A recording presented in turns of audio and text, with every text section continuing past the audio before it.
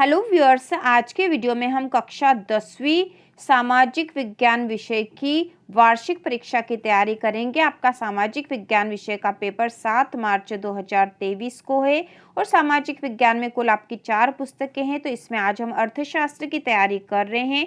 अर्थशास्त्र की हम संपूर्ण तैयारी कर लेंगे ब्लूप्रिंट के अनुसार। तो शुरुआत करते हैं। सबसे पहला जो आपका अध्याय हम पढ़ेंगे अर्थशास्त्र में वह है भारतीय अर्थव्यवस्था के क्षेत्रक।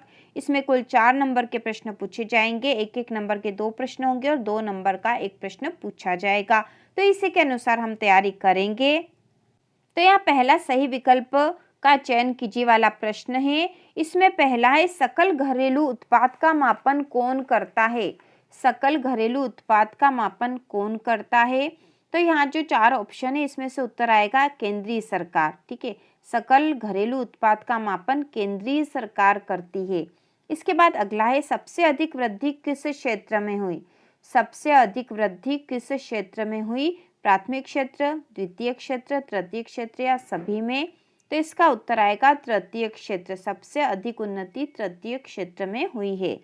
इसके बाद अगला है जब हम गन्ने का उपयोग कच्चे माल के रूप में करते हैं तो हम बनाते हैं।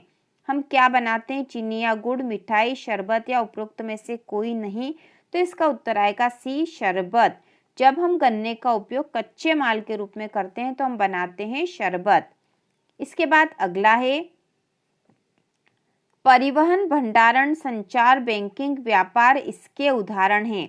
तो ये किसके उदाहरण हैं। तो इसका उत्तर आएगा तृतीय क्षेत्र के। परिवहन, भंडारण, संचार, बैंकिंग, व्यापार ये सारे ही तृतीय क्षेत्र के उदाहरण हैं। इसके बाद अगला है तीनों क्षेत्रकों के उत्पादों का योगफल कहलाता है। तो तीनों जो क्षेत्र है उनके उत्पादों का योगफल क्या कहलाता है। तो वह कहलाता है सकल घरेलू उत्पाद। ठीक है, सकल घरेलू उत्पाद। इसके बाद अगला जो प्रश्न है वह है रिक्त स्थानों की पूर्ति कीजिए। तो इसमें पहला है वेतन छुट्टी का प्रावधान क्षेत्रक में होता है। वेतन छुट्टी का प्रावधान क्षेत्रक में होता है। तो यहाँ आएगा संगठित। संगठित क्षेत्रक में होता है। तो यहाँ आएगा संगठित। दूसरा है मधुमक्खी पालन क्षेत्रक में आता है। तो मधुमक्खी पालन जो है वह प्राथमिक क्षेत्रक में आता है। प्राथमिक क्षेत्रक में आता है। इसके बाद अगला है कि राष्ट्रीय निर्माण में भूमिका है। कि राष्ट्रीय निर्माण में भूमिका है। तो यहाँ आएगा सार्वजनिक क्षेत्र की। सार्वजनिक क्षेत्र की। सार्वजनिक क्षेत्र की राष्ट्रीय निर्माण में भूमिका है। अगला है सार्वजनिक क्षेत्र के उद्यमों का ध्येय नहीं होता। तो सार्वजनिक क्षेत्र के जितने भी उद्यम है उसका ध्येय लाभ कमाना नहीं होता। ठीक है, लाभ कमाना नहीं होता। इसके बाद अगला है क्षेत्र में रोजगार सुरक्षित और वेतन नियमित है। तो यहाँ आएगा संगठित। संगठित क्षेत्र में रोजगार सुरक्षित और वेतन नियमित है। इसके बाद अगला प्रश्न है निम्नलिखित प्रश्नों के उत्तर एक शब्द या वाक्य में दीजिए। तो यहाँ एक शब्द या वाक्य में हमें उत्तर देना है। इसमें पहला अर्थव्यवस्था को कितने क्षेत्रकों में विभाजित किया गया है। तो इसका उत्तर आएगा 3 क्षेत्रकों में। ठीक है, कितने क्षेत्रकों में। तो इसका उत्तर आएगा अर्थव्यवस्था को 3 क्षेत्रकों में विभाजित किया गया है और वे क्षेत्रक है प्राथमिक क्षेत्र, द्वितीय क्षेत्र और तृतीय क्षेत्र। अगला है किस क्षेत्रक के श्रमिक वस्तुओं का उत्पादन नहीं करते। तो वस्तुओं का उत्पादन जो है तृतीय क्षेत्र के श्रमिक नहीं करते। ठीक है, तो यहाँ आएगा तृतीय क्षेत्र के। तृतीय क्षेत्र के। अगला है विकास की प्रारंभिक अवस्था में सबसे महत्वपूर्ण क्षेत्रक कौन सा है। तो विकास की प्रारंभिक अवस्था में सबसे महत्वपूर्ण क्षेत्रक होता है प्राथमिक क्षेत्रक। ठीक है, प्राथमिक क्षेत्र। इसके बाद अगला है सबसे अधिक वृद्धि किस क्षेत्र में हुई है। तो यह हमने ऊपर भी पढ़ा था। सबसे अधिक वृद्धि तृतीय क्षेत्र में हुई है। ठीक है, तृतीय क्षेत्र में। अगला है किस क्षेत्र के श्रमिकों में सबसे ज्यादा अल्प बेरोजगारी है। तो सबसे ज्यादा अल्प बेरोजगारी है कृषि क्षेत्र में। ठीक है, कृषि क्षेत्र के जो श्रमिक है उनमें सबसे अधिक बेरोजगारी पाई जाती है। अगला है सेवा क्षेत्र उत्पादन में कितने गुना वृद्धि हुई है। तो सेवा क्षेत्र उत्पादन में 5 गुना वृद्धि हुई है। ठीक है, 5 गुना वृद्धि हुई है। इसके बाद अगला है किस बेरोजगारी को छिपी हुई बेरोजगारी भी कहते हैं। तो इसका उत्तर आएगा प्रच्छन्न बेरोजगारी को। प्रच्छन्न बेरोजगारी को छिपी हुई बेरोजगारी भी कहते हैं। ठीक है, है भारत में लाखों शिक्षित व्यक्ति के पास रोजगार के अवसर नहीं है, ऐसी बेरोजगारी को क्या कहते हैं? तो ऐसी बेरोजगारी को खुली बेरोजगारी कहते हैं। ठीक है, खुली बेरोजगारी कहते हैं। इसके बाद अगला है, मनरेगा में कितने दिन के रोजगार की गारंटी दी गई है? तो इसका उत्तर है 100 दिन की। मनरेगा में 100 दिन के रोजगार की गारंटी दी गई है। इसके बाद अगला है, भारत के लगभग कितने जिलों में काम का अधिकार लागू करने के लिए कानून बनाया है? भारत के लगभग कितने जिलों में, यहाँ जिलों की संख्या बतानी हमें, कितने जिलों में काम का अधिकार लागू करने के लिए कानून बनाया है? तो इसका उत्तर है 625 जिलों में। 625 जिलों में। ठीक है, इसके बाद अगला प्रश्न है, निम्नलिखित प्रश्नों के सत्य असत्य उत्तर देना हमें, सत्य है या असत्य। तो इसमें पहला है, कपास के पौधे की वृद्धि के लिए हम मुख्य रूप से वर्षा, धूप और जलवायु जैसे प्राकृतिक कारकों पर निर्भर करते हैं, लेकिन पूरी तरह से नहीं। तो यह कथन असत्य है। ठीक है, यहाँ पे कथन असत्य है। दूसरा है, मनरेगा 2005 के तहत सरकार द्वारा एक वर्ष में 150 दिनों के रोजगार की गारंटी दी गई है, जो काम करने में सक्षम है और जिन्हें काम की जरूरत है। तो यह कथन भी असत्य है, क्योंकि 100 दिनों के रोजगार की गारंटी दी गई है, यह आएगा यहाँ पर।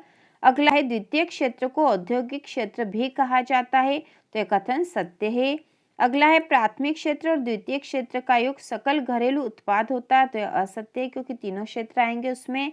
अगला है, संगठित क्षेत्र में नौकरियां कम वेतन वाली होती है और अक्सर नियमित नहीं होती। तो यह असत्य है, क्योंकि संगठित क्षेत्र में नौकरियां जो है अधिक वेतन वाली और नियमित होती है। ठीक है, तो यहाँ पे कथन असत्य है। इसके बाद हम देखेंगे, सही जोड़ी का मिलान करेंगे, सही जोड़ी बनाइए वाला। तो इसमें पहला है संगठित क्षेत्र। तो संगठित क्षेत्र जो है इसका आएगा कार्य के स्थान जहाँ रोजगार की शर्तें नियमित है। ठीक है, रोजगार की शर्तें जहाँ नियमित होती है वो संगठित क्षेत्र है। अगला है असंगठित क्षेत्र, कार्यस्थल जहाँ रोजगार की अवधि अनियमित है। इसके बाद अगला है सार्वजनिक क्षेत्र, सरकार के स्वामित्व वाले क्षेत्र। निजी क्षेत्र, व्यक्तियों के स्वामित्व वाले क्षेत्र। और तृतीय क्षेत्र होते हैं सेवा क्षेत्र। तो इस प्रकार से जोड़ी बनेगी। लघुत्तरी प्रश्न है, जिसमें पहला, निजी क्षेत्र की व्याख्या कीजिए। ठीक है, निजी क्षेत्र की व्याख्या कीजिए। तो इसका उत्तर होगा, परिसंपत्तियों पर स्वामित्व और सेवाओं के वितरण की जिम्मेदारी एकल व्यक्ति या कंपनी के हाथ में होती है। ठीक है, निजी क्षेत्र ऐसा क्षेत्र होता है जहां पर परिसंपत्तियों पर स्वामित्व मतलब उनका मालिकाना हक और सेवाओं के वितरण की जिम्मेदारी एकल व्यक्ति या कंपनी के हाथ में होती है। अगला है, प्राथमिक क्रियाएं क्या है? प्राथमिक क्रियाएं क्या है? तो इसका उत्तर होगा, प्राकृतिक संसाधनों के सीधे उपयोग पर आधारित होता है, जैसे कृषि, पशुपालन आदि। तो यही प्राथमिक क्रियाएं होती है जिसमें प्राकृतिक संसाधनों का सीधा उपयोग होता है, वही प्राकृतिक क्रियाएं हैं। अगला है, सेवा क्षेत्रकों को परिभाषित कीजिए। सेवा क्षेत्रकों को, तो इसका उत्तर होगा, तृतीय क्षेत्र को ही सेवा क्षेत्र कहते हैं। ये प्राथमिक एवं द्वितीय क्षेत्रकों के विकास में मदद करते हैं। इसमें संचार, यातायात के साधन, भंडारण, बैंकिंग, शिक्षा, पर्यटन आदि सम्मिलित है। ठीक है, तो तृतीय क्षेत्र को ही सेवा क्षेत्र कहते हैं और ये प्राथमिक और द्वितीय क्षेत्रकों के विकास में मदद करते हैं। इसमें संचार, यातायात के साधन, भंडारण, बैंकिंग, शिक्षा, पर्यटन आदि सम्मिलित है। अगला है, द्वितीय क्षेत्र क्या है? ठीक है, द्वितीय क्षेत्र क्या है? तो इसका उत्तर है, प्राकृतिक उत्पादों को विनिर्माण प्रणाली के जरिए अन्य रूपों में परिवर्तित किया जाता है, जैसे उद्योग, कारखाना, विनिर्माण आदि। यही द्वितीय क्षेत्र होता है। तो द्वितीय क्षेत्र वह है जिसमें प्राकृतिक उत्पादों को विनिर्माण प्रणाली के जरिए अन्य रूपों में परिवर्तित किया जाता है, जैसे उद्योग, कारखाना, विनिर्माण। ये सारे द्वितीय क्षेत्र के उदाहरण हैं। अगला प्रश्न है, भारत में विमुद्रीकरण कब और कैसे किया गया? भारत में विमुद्रीकरण कब और कैसे किया गया? तो इसका उत्तर होगा, भारत में नवंबर 2016 में 500 और 1000 के करेंसी नोटों को अमान्य घोषित कर दिया गया और इन नोटों को एक निश्चित अवधि तक बैंकों में जमा कर दे और बदले में 500 और 2000 के नए नोट प्राप्त कर ले। तो यही विमुद्रीकरण था, जब भारत में नवंबर 2016 में 500 और 1000 रुपए के जो नोट थे वह अमान्य घोषित कर दिए गए थे और सरकार ने घोषणा कर दी थी कि इन नोटों को बैंकों में जमा कर दिया जाए और इनके बदले में नए नोट ले लिए जाएं। इसके बाद अगला जो प्रश्न है वह है मनरेगा के उद्देश्यों को बताइए। ठीक है, मनरेगा जो योजना है उसके उद्देश्यों को बताना है। तो इसका उत्तर होगा, इसका उद्देश्य उन सभी लोगों को जो काम करने में सक्षम है और जिन्हें ग्रामीण क्षेत्रों में काम करने की जरूरत है, उन्हें सरकार द्वारा वर्ष में 100 दिन के रोजगार की गारंटी दी गई है। यदि सरकार रोजगार उपलब्ध कराने में असफल होती है तो वह लोगों को बेरोजगारी भत्ता देगी। यही मनरेगा के उद्देश्य हैं। इसका उद्देश्य उन सभी लोगों को जो काम करने में सक्षम है और जिन्हें ग्रामीण क्षेत्रों में काम करने की जरूरत है, उन्हें सरकार द्वारा वर्ष में 100 दिन के रोजगार की गारंटी दी गई है। ठीक है, तो इस प्रकार से मनरेगा था और यह अध्याय पूरा हो गया है। इसके बाद हम पढ़ेंगे अर्थशास्त्र का अगला जो अध्याय है, मुद्रा एवं साख, मुद्रा और साख, इसके इम्पोर्टेंट क्वेश्चन। तो इस अध्याय में से कुल 4 नंबर के प्रश्न पूछे जाएंगे। 1 नंबर का एक प्रश्न होगा और 3 नंबर का एक प्रश्न यहाँ से पूछा जाएगा। तो शुरू करते हैं। पहला, मुद्रा के निम्नलिखित में कौन से लाभ है? तो मुद्रा के कौन से लाभ है? मुद्रा से उपभोक्ता को लाभ, मुद्रा से उत्पादक को लाभ, मुद्रा पूंजी निर्माण में सहायक या उपयुक्त सभी। तो इसका उत्तर आएगा उपयुक्त सभी। अगला है, आय और उपभोग का अंतर कहलाता है। आय और उपभोग का अंतर कहलाता है। तो इसका उत्तर होगा बचत। आय और उपभोग का अंतर कहलाता बचत। अगला है, भारतीय रिजर्व बैंक की स्थापना कब हुई? तो यह हुई थी 1935 में। भारतीय रिजर्व बैंक की स्थापना 1935 में हुई थी। अगला प्रश्न है, विनिमय की प्रारंभिक अवस्था में व्यापार किस पर आधारित था? तो विनिमय की प्रारंभिक अवस्था में व्यापार जो था वह वस्तु विनिमय पे आधारित था। अगला है, आधुनिक युग की अर्थव्यवस्था की प्रकृति का श्रेय किसको दिया जा सकता है? तो आधुनिक युग की अर्थव्यवस्था की प्रकृति का श्रेय दिया जाता है मुद्रा को। ठीक है, मुद्रा को। इसके बाद अगला प्रश्न है, रिक्त स्थानों की पूर्ति कीजिए। इसमें पहला है, हथकरघा पूंजी है। तो हथकरघा कैसी पूंजी है? यह कार्यशील पूंजी है। ठीक है, कार्यशील पूंजी है। इसके बाद अगला है, बैंक ऋणों पर की तुलना से अधिक ब्याज दर वसूलते हैं। तो बैंक ऋणों पर स्वयं सहायता समूह, ठीक है, स्वयं सहायता समूह की तुलना में अधिक ब्याज वसूलते हैं। बैंक ऋणों पर स्वयं सहायता समूह की तुलना में अधिक ब्याज वसूलते हैं। यह आएगा उत्तर। इसके बाद अगला है, भारत की आधुनिक काल की मुद्रा है। तो भारत की आधुनिक काल की मुद्रा है चेक। ठीक है, चेक जो है भारत की आधुनिक काल की मुद्रा है। अगला है, ऋण की औपचारिक स्रोतों की कार्यप्रणाली पर नजर रखता है। तो यह नजर रखता है भारतीय रिजर्व बैंक। भारतीय रिजर्व बैंक ऋण की औपचारिक स्रोतों की कार्यप्रणाली पर नजर रखता है। अगला है, औपचारिक क्षेत्रक ऋण की ब्याज दर अधिक होती है। ठीक है, औपचारिक क्षेत्रक ऋण की ब्याज दर अधिक होती है। या उत्तर आएंगे इसमें। अगला प्रश्न है, निम्नलिखित प्रश्नों के उत्तर एक शब्द या वाक्य में दीजिए। इसमें पहला, भारत में करेंसी नोट कौन जारी करता है? तो भारतीय रिजर्व बैंक है। भारतीय रिजर्व बैंक भारत में करेंसी नोट जारी करता है। भारतीय रिजर्व बैंक भारत में करेंसी नोट जारी करता है। इसके बाद अगला है, विनिमय का माध्यम किसे कहा जाता है? तो विनिमय का माध्यम जो है वह मुद्रा है। मुद्रा को कहा जाता है। अगला है, आजकल अतिरिक्त नगद को लोग कहाँ जमा करते हैं? तो आजकल अतिरिक्त नगद को लोग बैंक में जमा करते हैं। इसका उत्तर आएगा। इसके बाद अगला प्रश्न है, निम्नलिखित प्रश्नों के उत्तर सत्य असत्य में दीजिए। इसमें पहला, अनौपचारिक स्रोतों से ऋण लेने की तुलना में बैंक से ऋण प्राप्त करना कहीं अधिक कठिन है। तो यह कथन सत्य है। अगला है, आधुनिक मुद्रा सोने, चांदी और तांबे जैसी कीमती धातु से बनी है। तो यह कथन असत्य, क्योंकि ऐसा नहीं है।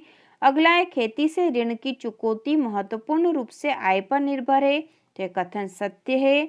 अगला है, समर्थक ऋणाधार कर्जदार मालिक की संपत्ति है। तो यह भी सत्य है। इसके बाद आगे है बैंक जनता से जो धन जमा खाते में स्वीकार करते हैं उसका केवल 15% हिस्सा नकद के रूप में अपने पास रखते हैं, तो यह कथन भी सत्य है। इसके बाद अगला प्रश्न है जोड़ी बनाइए। तो पहला औपचारिक ऋण एसबीआई से ऋण, ऋण समझौता निर्दिष्ट करता है ब्याज दर। अगला है प्लास्टिक मनी, तो प्लास्टिक जो मनी है वह एटीएम कार्ड। विमुद्रीकरण, विमुद्रीकरण हुआ था 2016 में। और महाजन से ऋण जो है अनौपचारिक ऋण माना जाता है। इसके बाद जो अगला प्रश्न है वह है दीर्घ उत्तरीय प्रश्न। तो इस अध्याय से 3 नंबर का एक प्रश्न आएगा, उसकी हम तैयारी कर रहे हैं। तो इसमें पहला प्रश्न है मुद्रा से क्या आशय है, मुद्रा के प्राचीन तथा आधुनिक रूपों में अंतर बताएं। मुद्रा से क्या आशय है और मुद्रा के प्राचीन तथा आधुनिक रूपों में अंतर बताना है। तो इसका उत्तर है मुद्रा ऐसी चीज है जो सौदों में विनिमय का माध्यम है। प्राचीन काल में तरह तरह की चीजें मुद्रा के रूप में प्रयोग की जाती है, जैसे अनाज, पशु आदि। इसके बाद सोना, चांदी और तांबे जैसी धातुओं के सिक्कों का चलन हुआ। आधुनिक मुद्रा में रोजमर्रा के प्रयोग की चीजें न होकर करेंसी, कागज के नोट और सिक्के शामिल है। आधुनिक मुद्रा में प्लास्टिक और डिजिटल मुद्रा का चलन है। तो यह मुद्रा से आशय, मुद्रा से आशय है विनिमय का माध्यम। ठीक है, तो इसका उत्तर होगा, आपको इसी के अनुसार तैयारी करनी है। इसके बाद अगला है भारतीय रिजर्व बैंक के महत्व बताइए। तो इसका उत्तर होगा भारतीय रिजर्व बैंक केंद्रीय सरकार की तरफ से करेंसी नोट जारी करता है। भारतीय कानून के अनुसार रुपया को व्यापक स्तर पर विनिमय का माध्यम स्वीकार किया गया है। भारतीय रिजर्व बैंक सभी बैंकों के कार्यों के औपचारिक स्रोतों की गतिविधियों पर नजर रखता है। भारतीय रिजर्व बैंक यह भी देखता है कि बैंक केवल लाभ कमाने वाली इकाई और व्यापारियों को ही ऋण प्रदान तो नहीं करते हैं। तो इस प्रकार से भारतीय रिजर्व बैंक का महत्व है। अगला प्रश्न है औपचारिक क्षेत्रक और अनौपचारिक क्षेत्रक ऋण के बीच अंतर बताइए। तो इसका उत्तर होगा औपचारिक क्षेत्रक ऋण भारतीय रिजर्व बैंक की निगरानी में कार्य करते हैं। इनकी ब्याज की दर अपेक्षाकृत कम होती है। औपचारिक ऋण में बैंकों और सहकारी समितियों के लिए कर्ज आते हैं। ठीक है, इसके बाद है अनौपचारिक क्षेत्रक ऋण में ऋणदाताओं की गतिविधियों की देखरेख करने वाली कोई संस्था नहीं है। ब्याज की दर अपेक्षाकृत अधिक होती है। अनौपचारिक क्षेत्रक ऋण के उधारदाता में साहूकार, व्यापारी, मालिक, रिश्तेदार, दोस्त आदि आते हैं। इसके बाद अगला है स्वयं सहायता समूह किन चीजों के लिए ऋण देता है। तो इसका उत्तर होगा स्वयं सहायता समूह कर्जदारों को ऋणाधार की कमी की समस्या से उबरने में मदद करता है। उन्हें समय अनुसार विभिन्न प्रकार की आवश्यकताओं के लिए एक उचित ब्याज दर पर ऋण मिलता है। उदाहरण कार्यशील पूंजी की जरूरतें, बीज, खाद, बांस और कपड़े खरीदने के लिए, घर बनाने, सिलाई की मशीन, हथकरघा, पशु इत्यादि संपत्ति खरीदने के लिए समूह द्वारा ऋण दिया जाता है। से हमने अर्थशास्त्र के इम्पोर्टेंट क्वेश्चन देख लिए हैं। इसके बाद अगला जो पार्ट 2 होगा उसमें हम अर्थशास्त्र के बाकी के 2 अध्यायों के इम्पोर्टेंट क्वेश्चन देखेंगे और इसी प्रकार से बाकी विषयों की भी तैयारी कर लेंगे। तो इसी प्रकार के और वीडियो देखने के लिए कक्षा 10वीं वार्षिक परीक्षा की संपूर्ण तैयारी के लिए चैनल को सब्सक्राइब कीजिए।